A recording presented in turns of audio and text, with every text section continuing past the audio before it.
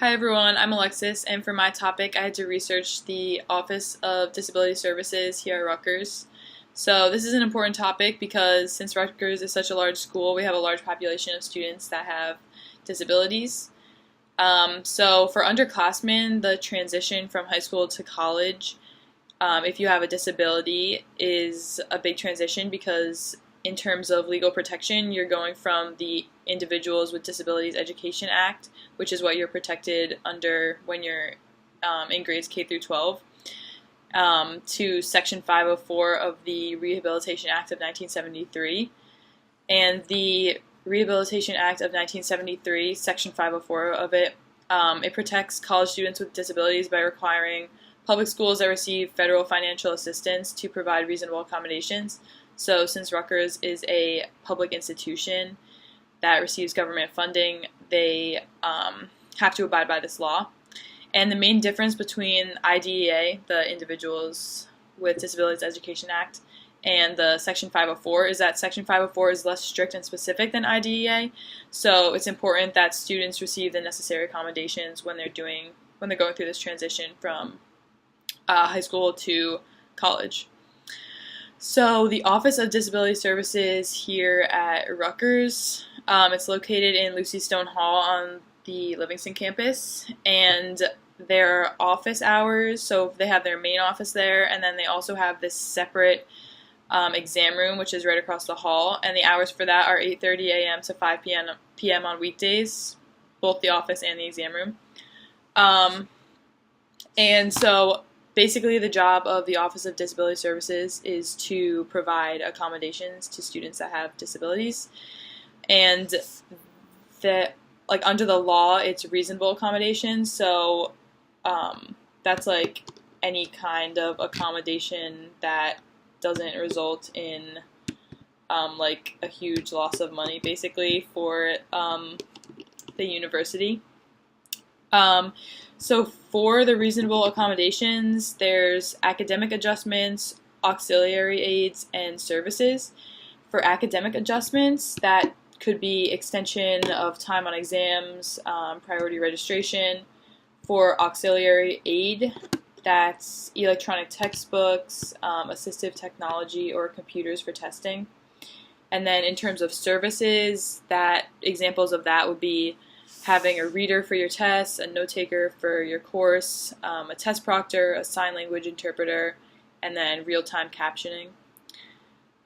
So for the Office of Disability Services, in order to be eligible, in order to receive those reasonable accommodations, if you have a documented disability, your first step would be to submit a registration form, and that can be done online on the website. And then after that, you would schedule a meeting with an ODS coordinator, and all the students who register with the ODS, they all get their own individual ODS coordinator who is like their own personal connection to the office, and like that's their person that they go through. And then you just submit your documentation after that, and then you would receive your accommodations. And then if you don't have a documented disability, but you believe you have a disability or have been diagnosed in the past and need updated documentation, you'd have to get a screening at the Graduate School for Applied and Professional Psychology. And they offer evaluations for students that suspect they have learning disabilities, ADHD, traumatic brain injury, like concussion or post-concussion syndrome, neurodevelopmental disorders, other neurological disorders, psychological concerns like anxiety or depression or PTSD. And then I also looked up the prices of those. So if you have Rutgers student health insurance or your own health insurance, then it's free. But if you're paying out of pocket, then a cognitive or psychoeducational evaluation for like a learning disability or ADHD, that costs $450, and then a neuropsychological evaluation for like traumatic brain injury or concussion or other neurological disorders, that would be $750. And then, so those are like the two main ways in order to register and get reasonable accommodations with the ODS. but there are separate, stricter protocols to be followed for documentation in the cases of students with ADHD or learning disabilities. Another thing that I chose to focus on was temporary disabilities. So Rutgers defines temporary disabilities as temporary disabilities do not last long, typically 8 weeks or less, are not chronic, and have little or no outstanding or lasting effects.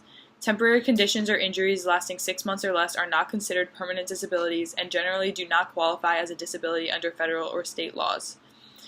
And so through my research and like people that I talked to, like the ODS is less likely to make those accommodations to temporarily disabled students rather than those with documented disabilities. And then on the website online, after you have a documented disability, like a permanent documented disability, you can make those requests for like academic adjustments, auxiliary aids, or services. Most of them you can just do it online. They have like all different forms for all the different kinds, so you can just fill that out. And then if you're taking your exams, you can either coordinate with your professors to take it like in the class, or you can go to the ODS office to take the exams that you have extended time on in their separate office that they have testing for. So through my research, I thought that the website was pretty easy to follow. It was pretty organized, and it seemed pretty simple, like the documentation process. But I also spoke to a couple people to see what their experiences were with the Office of Disability Services. So first I spoke to my athletic trainer, and she has experience with like both student athletes and non-student athletes who have like permanent disabilities. And her main thoughts were that there's not enough like transportation and vans and just like resources in general, like for the amount of students at Rutgers that need it.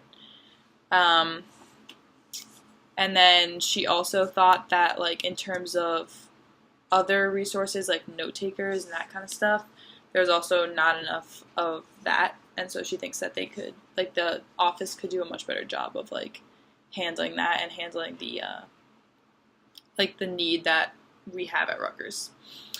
And then I also spoke to my friend Julia, and she has OCD. So she's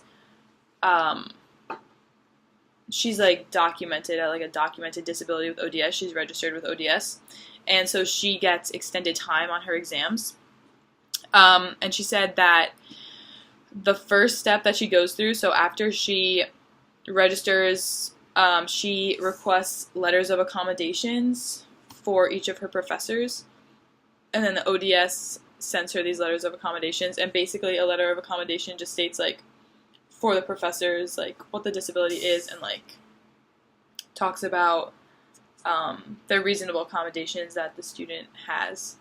So at the beginning of the semester, she gives out a letter of accommodations to each of her professors, each of them individualized, like, for the class. And then she meets with her professors and talks about, like, what's going to happen when she has each of her exams and, like, where she's going to take them and all that stuff. So, yeah, so she has her letters of accommodation, and then she has to request additional time for her exams at least 5 days in advance of the exam, and then at least a month in advance of finals. And then she also said, I asked her, like, what her, like, if she thought that the Office of Disability Services, if she had, like, a satisfactory or unsatisfactory experience and how she would improve it. And she says that usually she just goes online and fills out the forms, and so it's pretty easy. And then I also asked her about her ODS coordinator, and she said that she didn't think her ODS coordinator was very helpful and that she wasn't the friendliest person. So she said, like, her ODS coordinator, like, only calls her to remind her to schedule or to fill out the form to request extended time on, like, her finals. So she thinks that the ODS could do a better job of, like, having more quality ODS coordinators. But what I thought about that was that since Jen also said, like my trainer said that there's like a huge need, like there's a huge population of students with disabilities, and there's only a limited number of ODS coordinators, so I'm sure like they have a ton of work to do and like a ton of students with disabilities that like each of them have. The solution would be to have more ODS coordinators. So I think the ODS office could definitely work on that.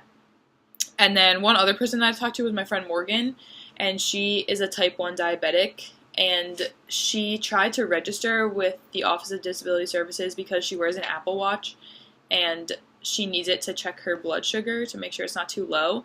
So she tried to register with the ODS in order to be able to wear her Apple Watch like while she's taking exams so that she can monitor her blood sugar. But then she was really frustrated with them because they like rejected her request, and they said like they don't deal with that kind of stuff. But Morgan said that like that's the only office on campus that would deal with that kind of stuff. So she was frustrated with them that they didn't allow her to register, and like they didn't consider diabetes to be a disability. And then she even had like a diabetic episode because she wasn't allowed to wear her watch, and thankfully her professor like let her retake the exam. But I still think that definitely could have been avoided if the ODS had been more understanding of that.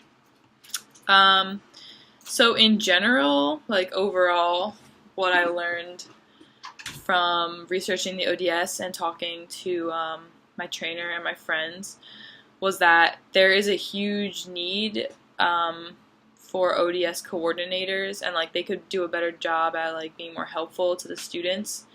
But as soon as you're registered with the ODS, it's pretty easy to get your reasonable accommodations because you can just fill out your forms online. And then online they also have like resources for professors to like send in the exams that the students have taken. And then they also have resources and forms for medical professionals who submit like the documentation that the students need in order to register with the ODS. So yeah, that's it.